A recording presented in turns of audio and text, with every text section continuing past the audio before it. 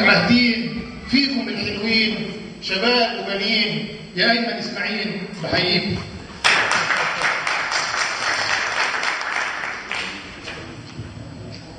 أنا لست أفهم في السياسة.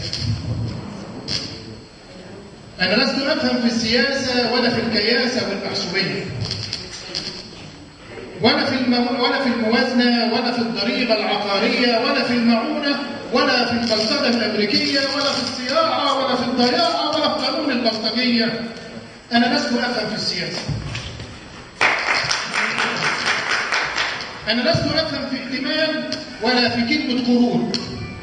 حتى كلمة البورصة رخمة كارهة جدا وفيها غموض، ولا في لغة التفاوض ولا أنفاق على الحدود اللي بتسرق قوتي مني وابني مني يضيع يموت. أنا لست أفهم في السياسة.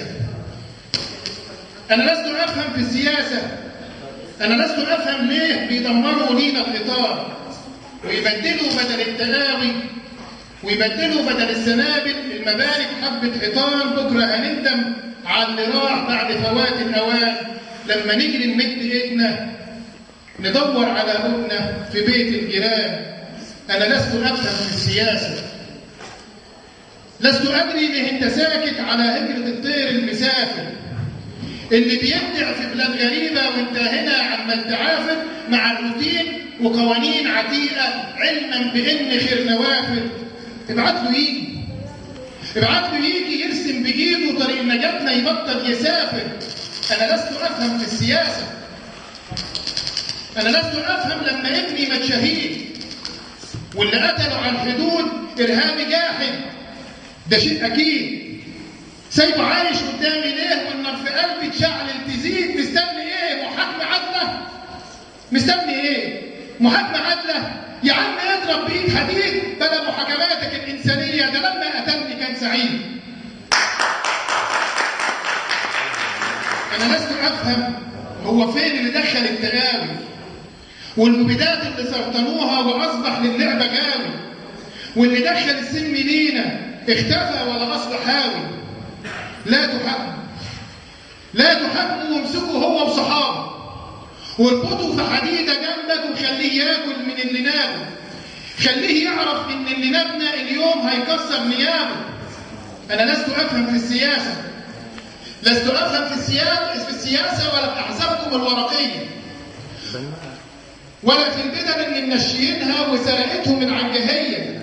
كل واحد بيفتي بفتوى على القنوات الفضائية والكل عامل إنه فاهم وأغلبهم يا ابني أونطجية.